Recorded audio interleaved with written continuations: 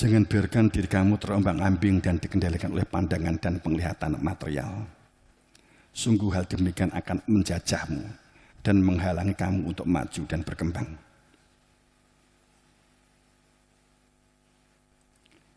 Jangan biarkan diri kamu terombang-ambing oleh perilaku iri dan dengki, prasangka dan dendam.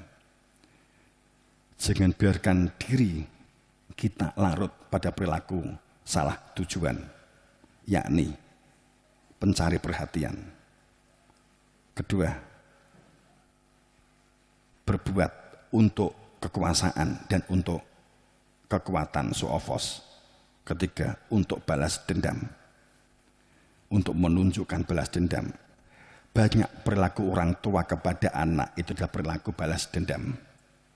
Dulu nggak bisa beli es krim, anaknya diujuk. Saya sangat berharap, terutama di sivitas kita, ustadz, ustadzah, dan yang berkeluarga siapapun, terbentuknya lingkungan kita harmonis, menstimulus, merangsang kehidupan yang harmonis, merangsang untuk belajar, merangsang menjadi dewasa. Itu tanggung jawab kita semua. Tapi itu bohong jika memahami konsep ini. Saat kamu punya anak, ada kesalahan yang dilakukan oleh si anak kamu, kemudian anak kamu ditegur oleh ustadz lain, ditegur oleh sivitas lain, kamu marah, anak-anakku bidiwi. Itu udah kebodohan mutlak. Jika ada ustadz yang berada di dalam sini, anaknya ada yang mungkin negur, kemudian marah, maka itu kebodohan yang sangat goblok tur banget. Itu yang harus Anda tahu.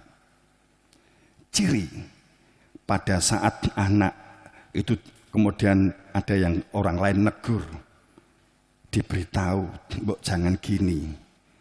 Kadang anak itu kemudian mengolah, ngomong kepada ibunya, ditegur sama si A, si B, si C.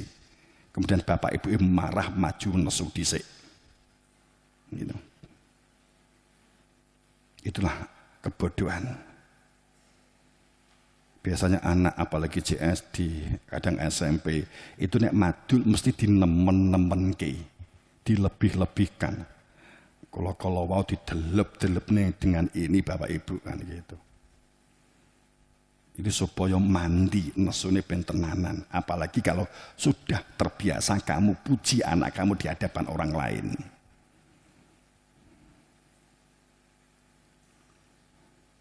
Kesalahan fatal kita pada saat ada anak yang bias di kemudian hari, yang lain gak berani negur karena mengetahui karakter orang tuanya, ditegur sidik nesu, itu mesti gak wani negur, akhirnya kan begitu. Itu kebohongan yang sangat besar.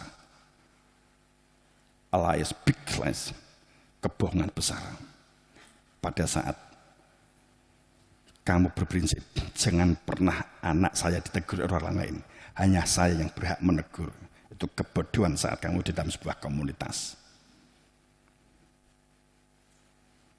Terus terang, jika saya melihat seperti ini, saya pun juga sangat kecewa yang luar biasa.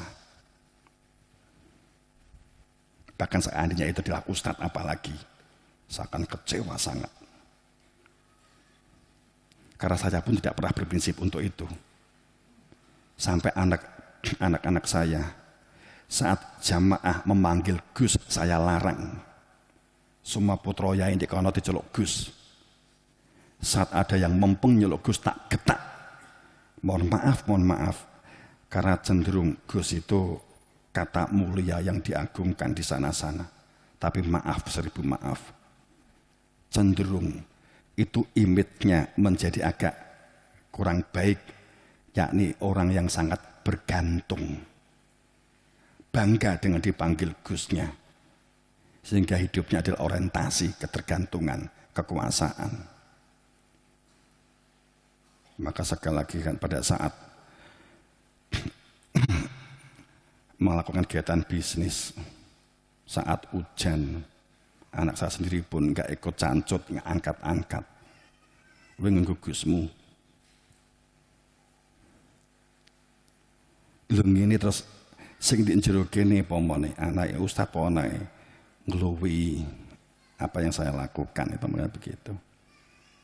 Sungguh saya kecewa berat jika itu yang kalian lakukan. Tandanya biasanya anaknya terjadi bias di kemudian hari. Kita nggak perlu memarahi anak, tapi bukan berarti nggak mengarahkan. Saya katakanlah kepada anak saya pun juga tidak pernah negur langsung. Dalam pengertian langsung, dia nggak boleh. Kalau itu sebuah pilihan. Arab kuliah di UGM terserah, di UB terserah, di Boston terserah, umpamanya kan begitu. Saya kan hanya memberikan pertimbangan. Silahkan kamu masuk di UGM, tapi jangan masuk karena favoritas. Supaya kamu bangga saat kamu masuk di UGM.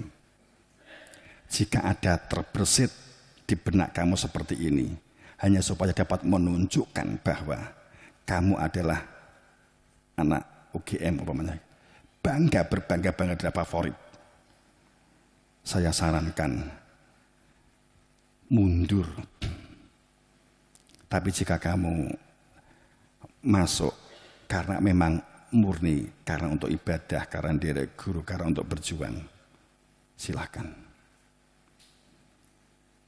Setelah itu ternyata UGM nggak dimasuki, Mas Ari kan begitu.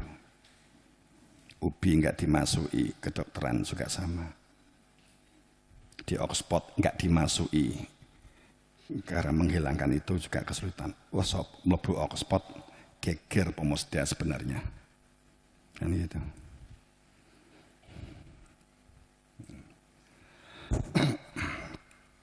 Universitas internasional dan itu beasiswa lagi kan gitu, umpamanya kan begitu.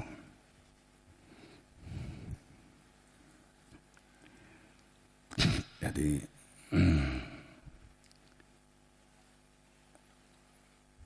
berlatihlah untuk bisa menerima keadaan dengan lapang dada.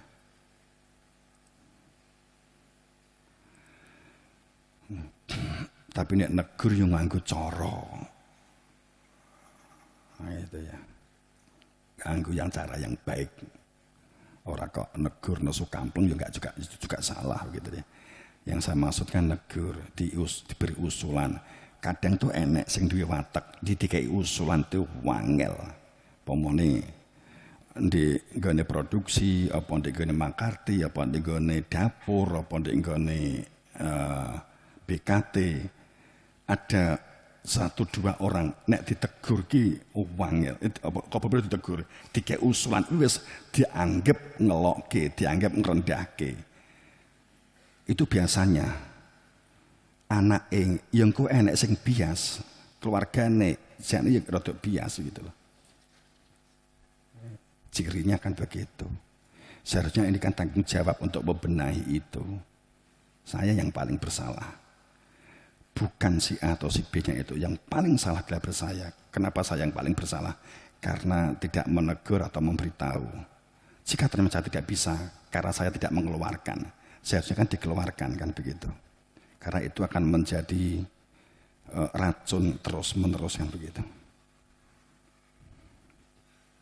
Memperkara dikai usulan dianggap sudah merendahkan. Itu kan hebat.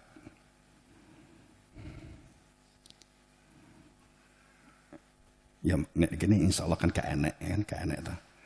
Itu ndek kono-kono kan saya tadi ngomong seandainya ada, saya sangat kecewa. Mau dikai usulan, ditegur, nek perlu ditegur loh, ndodo gitu loh, ndodo.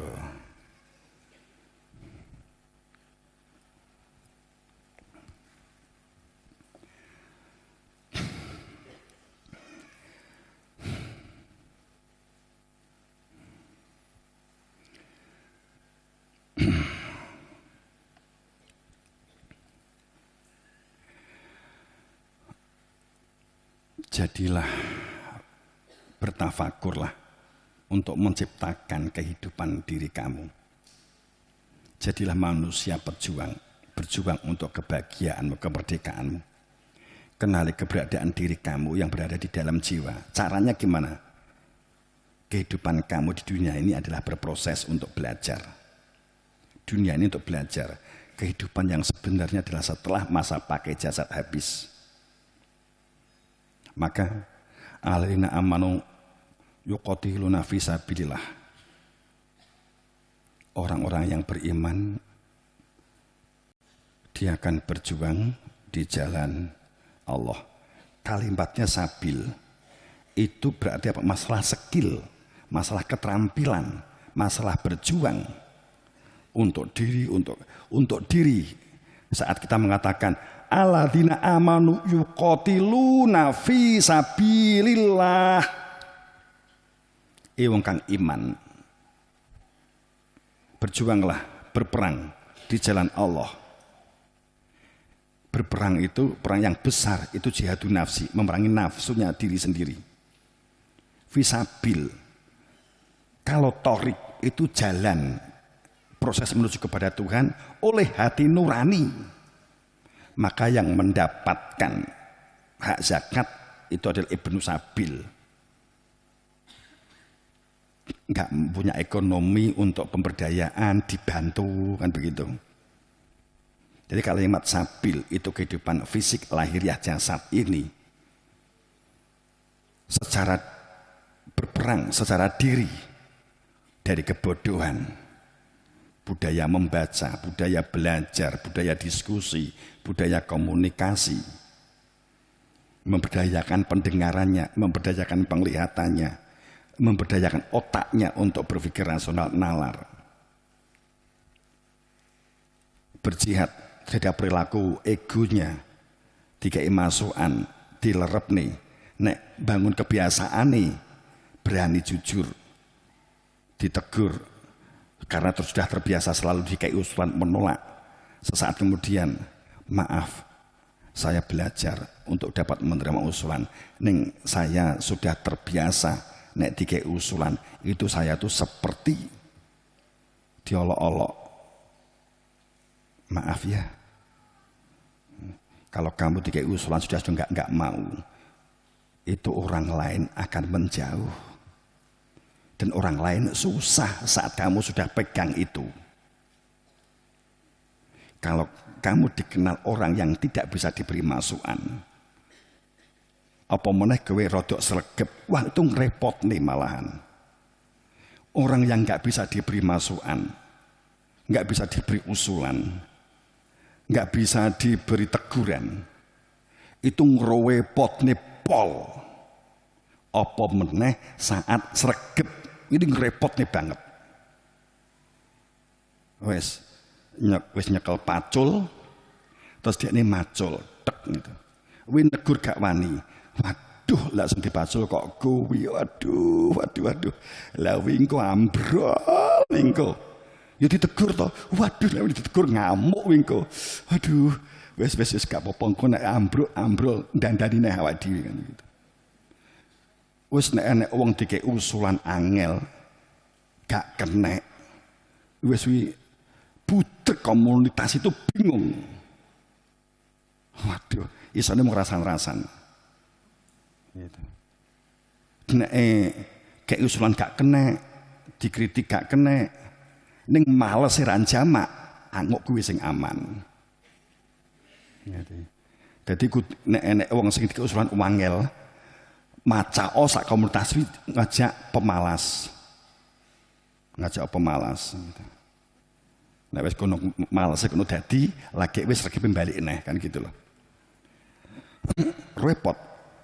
Sregep rajin tapi enggak kena dikei masukan. Wah itu ngerepotnya wong sak donya.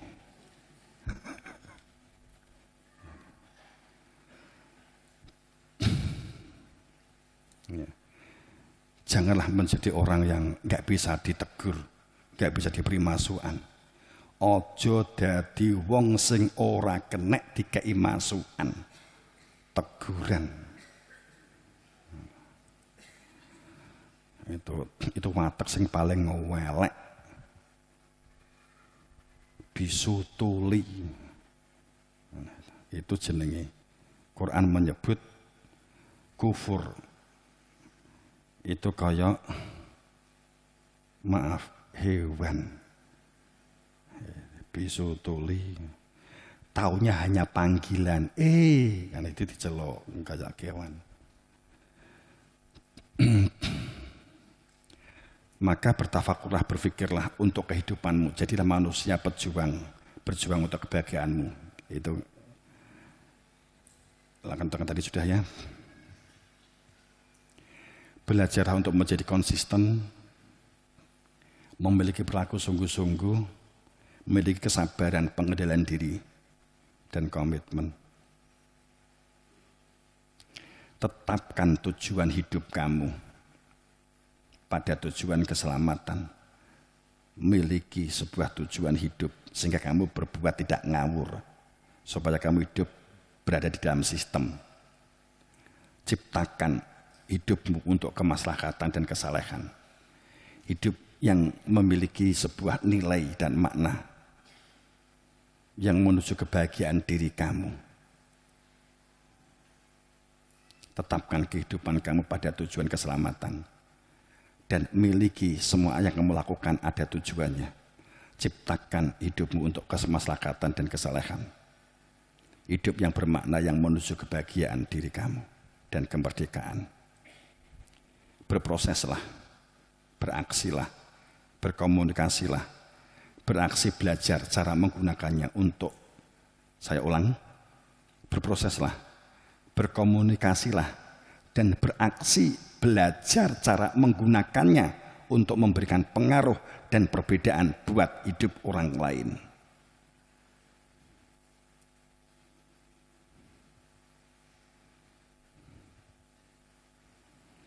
Belajar cara menggunakannya untuk memberikan pengaruh dan perbedaan buat orang lain.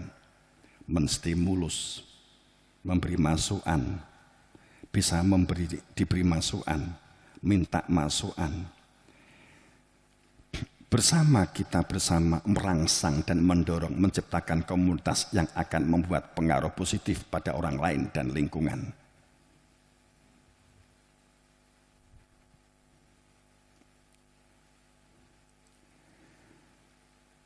Ini tinggal 2.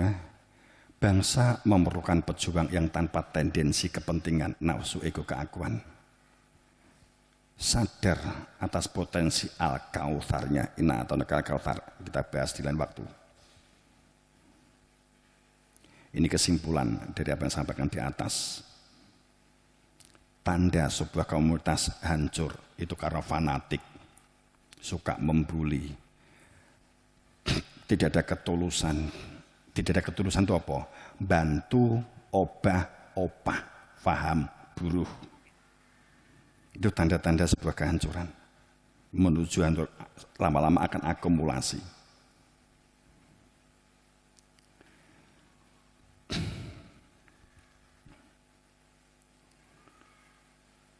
Kemudian tanda yang sangat nyolok karena inti syariat tidak berpecah belah. Inti nih syariat an akimudin, tegaknya kehidupan itu akan langgeng, harmonis, serasi, maju, ya. Itu pasrat an akimudin walatatorku, tidak berpecah belah. Ciri hancurnya sebuah komunitas bahkan bangsa itu pada saat hancur suku-suku, suku-suku kesukuan, bangsa-bangsa, kemudian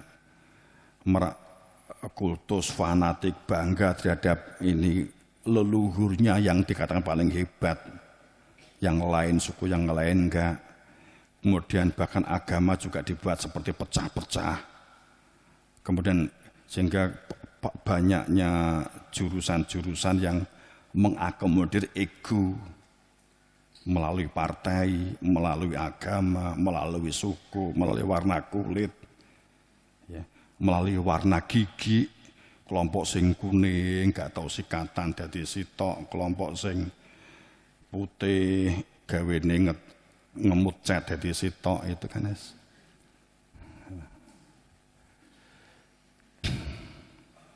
komunitas itu pasti akan menuju mundur dan hancur. Tadriyatul al-batin, saat alam bergejolak, sesungguhnya kondisi batin penduduk adalah seperti itu.